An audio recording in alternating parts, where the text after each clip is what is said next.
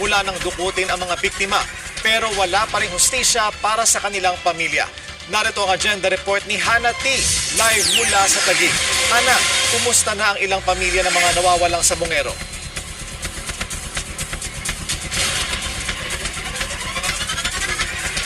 Lord, walang magulang ang gustong mawalan ng anak. Kaya naman, nang makausap natin ang isa sa ina ng mga missing sa Bungero, sinabi niyang sana man lang bago siya mawala sa mundo, makita niya yung buto o mga buto ng kanyang anak.